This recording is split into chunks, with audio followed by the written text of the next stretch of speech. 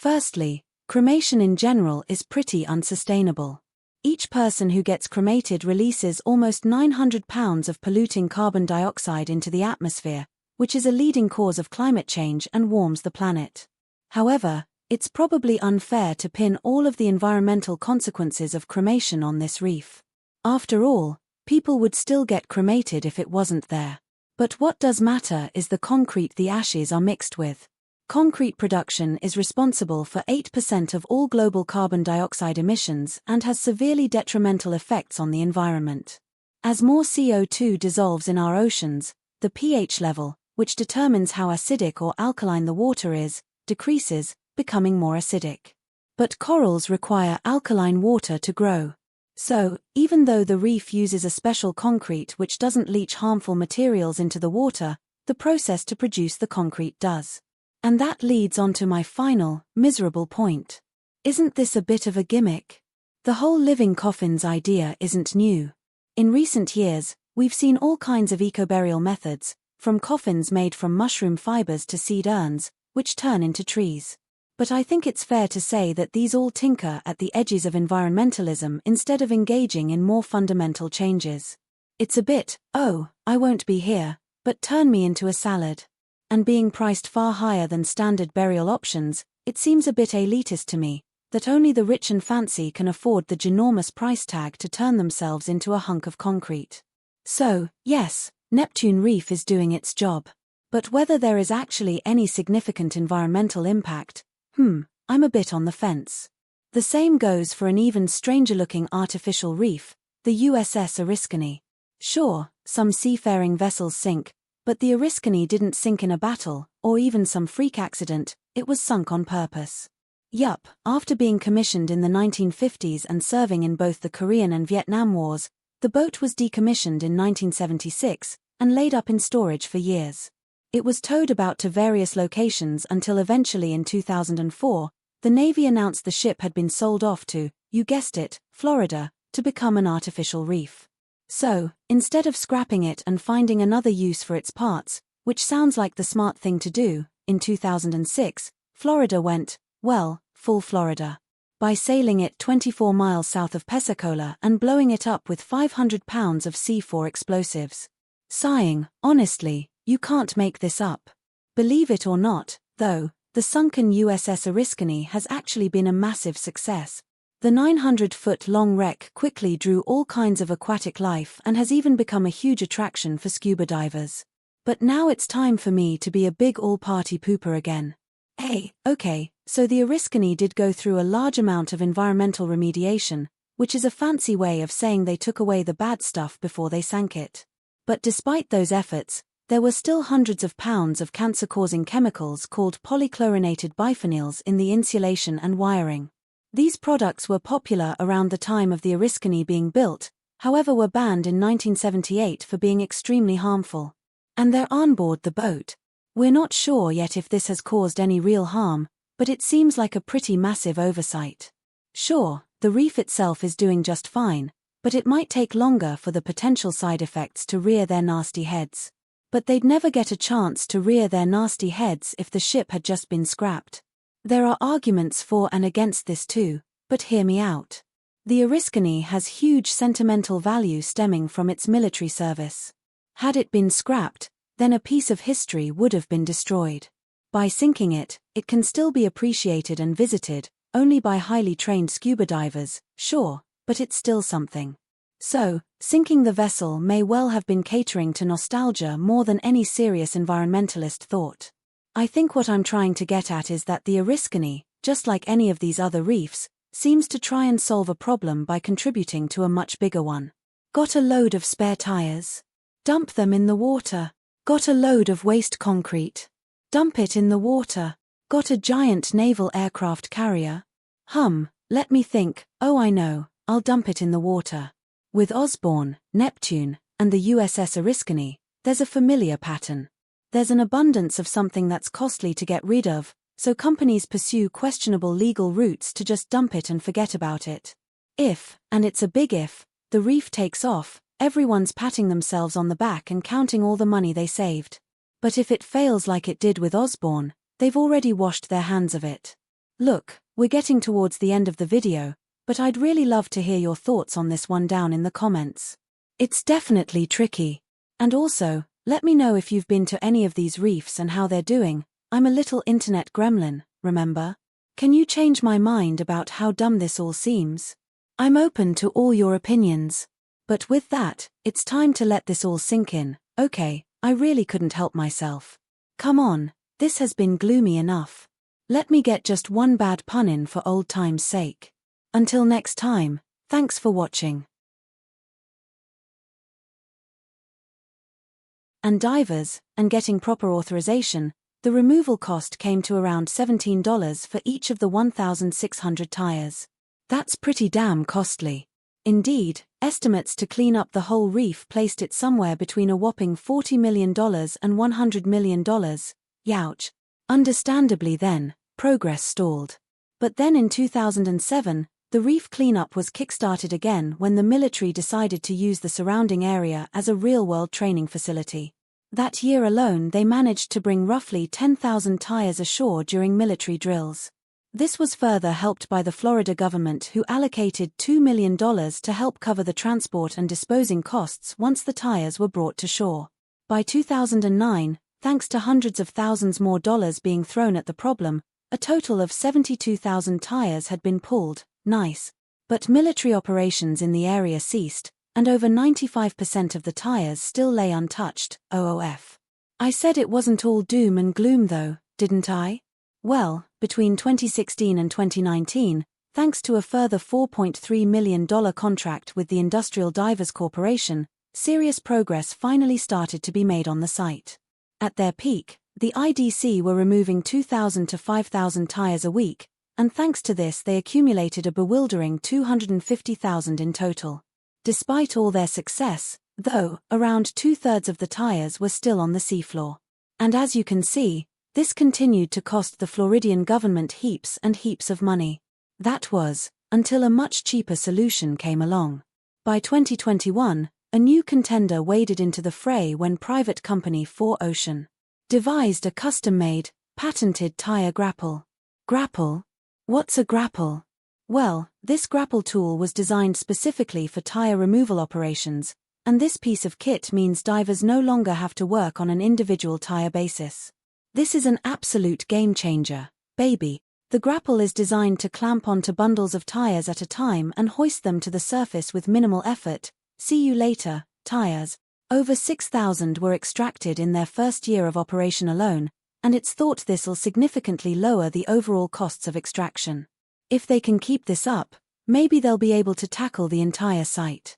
So, whilst the tires still remain largely untouched, there's a lot of hope that they won't always be a permanent fixture of the Osborne Reef. What's more, as a result of the extraction process over the last 10 to 15 years, corals are starting to grow again, meaning the original reef might be making a comeback, fingers crossed. So, what did you think of this incredibly bizarre project? If you had 2 million tires lying around, what would you do with them? Let me know in the comments below. But all the pushback and discouragement from experts still doesn't stop new artificial reefs from being built, with varying degrees of success. Off the coast of Key Biscayne, Florida, an artificial structure called Neptune Memorial Reef was opened in 2007 with the intention of storing some rather unusual cargo. Wanna have a guess at what it is? It's not tires, it's the souls of the damned. Throat clearing, what? Okay, not quite, hopefully, no one's damned. But the reef offers a service, where after someone's passing, they take their cremated remains and mix them with pH-neutral cement, which doesn't affect the water parameters like regular cement would. From this, they form a concrete memorial. These can weigh from 550 pounds up to a hefty 4,000 pounds, sheesh, ain't no way that's floating off. In fact, each memorial is designed to withstand the strongest storm in the last 100 years. But that's not the only consideration they've taken. The surface of each structure is made to be especially rough, so corals have plenty of surface area to attach to. Neat. Once each commemoration ornament is completed, it gets lowered into the huge 600,000 square foot site, where each memorial is laid out meticulously. No joke, this place is set out like a giant underwater city with roads, a large central feature, and even underwater benches and statues. Awesome. Neptune Memorial Reef is the brainchild of marine biologist Gary Levine and artist Kim Brandel, who envisioned a place where eventually, over 125,000 remains could be interred. As of 2022, however, it had only managed to accrue 1,500 people, one of which is famed celebrity chef Julia Childs. But while uptake has been slow, the reef itself seems to be growing. More than 140 marine species now call this place their home. And the caretakers have had it placed in a special management zone, so boaters are welcome, as are scuba divers and visitors paying respects to their loved ones. However, fishing boats and lobster divers are strictly banned from interfering with the ecosystem. Now, if you're thinking about this for a loved one, or maybe yourself, I'd hold on until you hear the price. The very cheapest, most basic memorial is going to set you back a handsome $13,000, but that can very easily jump up to $85,000 depending on the intricacies of the design. And as far as I'm aware, that doesn't cover the cost of cremation, which on average is between $3,500 and $7,800. Yikes. Okay, so the price is a little steep for most people, but it doesn't really sound like there are any negatives to this, right? They've fixed the errors made by nearby Osborne Reef and adapted. Well, if you'll give me a second to don my grumpy YouTuber hot take hat again. Sure, the reef itself is successful, but it's not without criticisms. Every year, 18 billion pounds of plastic trash gets dumped into our oceans. That's enough to cover every foot of coastline around the world with 5 full trash bags. Pollution has turned our oceans into a ticking time bomb. But back in the 1970s, a little-known development off the coast of Fort Lauderdale, Florida, tried to save their local reef by dumping a staggering 2 million used car tires directly on top of it. What? Despite what you might think, this wasn't meant to hurt marine life. Oh no, they wanted to help it. And the results might surprise you. So, stick around to find out just why 2 million tires ended up in the bottom of the ocean. Vibrant music, screen pinging. Okay, so before we jump into the tires, there's some super important stuff you need to know first, super important and super scary. Prior to 1972, there wasn't anything stopping companies from disposing of anything they wanted to in the oceans. It was open season. In 1968 alone, an estimated 38 million tons of unwanted excavated materials, 4.5 million tons of industrial waste, and another 4.5 million tons of sewage, 100 million tons of plastic, between 2 and 4 tons of chemical waste, gasping, and, finally, 1 million tons of heavy metals were released into the ocean. But these are just estimates. Honestly, no one really knows how much harmful junk got sunk because there's little to no record keeping from the time. If you think all that sounds bad, though, you've heard nothing yet. According to the U.S. Archive, between 1946 and 1970, over 55,000 containers of radioactive waste were disposed of into the Pacific Ocean. What's more, a further 34,000 tons were dumped in 3 sites off the East Coast between 1951 and 1962. Yuck. Basically, we've done a helluva lot of bad stuff to the waters of our planet. Now, whilst this is absolutely horrifying, you have to bear in mind that we're judging by today's standards. We know far more about the effects hazardous substances have on the environment than people did back in the 50s. Thanks to the hippie movement in the 60s, though, the American public had a bit of a cultural revolution and became far more eco-conscious. So, by 1972, the government introduced restrictions on what could be dumped into the ocean. Now companies who produced massive amounts of waste had to find other solutions to clean up the mess they made. That's where we get to the tires. In the 70s, America's booming automobile industry produced close to a staggering 170 million car tires a year. And that made a lot of waste. Whilst some very basic recycling practices existed as far back as the 1960s, most tires were just dumped into landfills or incinerated. But in 1972, Broward Artificial Reef Incorporated proposed an audacious two-birds-one-stone solution that would both remove all of the ugly tires piling up on land and help undo some of the damage done to the ocean. What was that solution? Well, they proposed building an artificial reef from the used tires off the Fort Lauderdale coast. See, Natural coral reefs serve as incredible ecosystems for our oceans. Corals are marine invertebrates that provide food and shelter for all manner of marine life, so their loss would be devastating. Even so, we are losing them. So, by dropping tires into the ocean, they'd theoretically provide extra surface area for new corals to grow on. The more corals that grow, the more fish are enticed into the area. Badabing badaboom, you've got yourself a little self-sustaining ecosystem. Sure, it was a pretty experimental idea, but similar reefs had been built all across northeastern USA, the Gulf of Mexico, Indonesia, Malaysia, Australia, and Africa. So, why not Florida? Sounds too good to be true, right? Just you wait. The project received government approval in 1974, and that spring more than 100 privately owned boats came forward to help out. Each vessel carried thousands of tires bound together with steel clips and nylon and deposited them across an 88-acre site 7,000 feet offshore. It was so popular that even tire manufacturer Goodyear got involved. Not only did they provide equipment to smaller boats, they even christened the site by dropping a giant, gold-plated tire from a branded blimp as it flew overhead. Wow, not melodramatic at all then. In total, a mind-blowing 2 million tires went into creating Osborne Artificial Reef. Can you imagine what that must have looked like? 2 million tires cascading off ships into the Atlantic Ocean? I'd say something a little like this. Now, however, 50 years have passed, and it's almost unrecognizable from what it looked like before. Are you ready to see it? Upbeat music, motor gently whirling. I think there's been some kind of mistake. Maybe I've rolled the wrong clip. Let's try another one. Narrator throat clearing. Are you ready to see it? Gentle music. Where's the reef? All the corals and the fish. Well, there isn't one.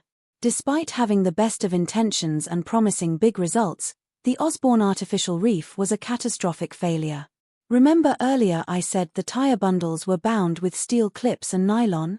Yeah, well, no one thought to treat the steel so it wouldn't corrode. See, most metals rust due to moisture in the environment. Steel contains iron, and moisture strips electrons away from the iron to make hydrated iron oxide, which is the reddy browny stuff we call rust. In salt water, this happens a whopping 5 times faster due to the salty electrolytes conducting electricity better than fresh water. Because rusting is caused by the movement of electrons, the faster these electrons are taken, the quicker the metal breaks down. Comprende? Nice. Basically, untreated steel in the ocean equals big boo-boo. And I don't say that lightly. Not long after the tires had been deposited, their steel bindings broke apart, causing all 2 million tires to become loose and mobile. Now, Florida is susceptible to some very rough weather. Year after year storms whipped up the seas, creating underwater currents, which smashed the loose tires against the natural reef that already existed. So, anything that was there got utterly destroyed. Rather than create a new reef, the tires were obliterating the old one. But the damage wasn't just contained to the local environment. Oh, no. In 1995, Hurricane Opal tore through the Gulf Coast and spread over 1,000 tires across the Florida Panhandle. And then again, in 1998, Hurricane Bonnie dumped thousands of tires along North Carolina beaches. It was an absolute mess. But that's not all. You ever heard the saying, "A rolling stone gathers no moss"? Well, moving tires don't grow corals. Not only did the tires destroy the existing reef, but they also failed to grow anything new. Corals require clean, healthy, warm water with a strong wildlife population to grow properly. That's not going to happen on a tire getting yeeted 900 miles to North Carolina, is it? But let's not get completely carried away. The good news is that it might not all be doom and gloom for Osborne Reef. Before we get into that, though, if you're enjoying this video, show some love to those like and subscribe buttons. It helps support the channel and keeps you up to date with all my amazing videos. Great, now, let's get back to it. Where were we? Right, in 2001, professors at Nova Southeastern University were awarded a $30,000 grant to begin a reef cleanup operation. With that money, they managed to organize divers to swim down and collect 1,600 of the loose tires. Sure, it's not a lot relatively speaking, but at least it's something.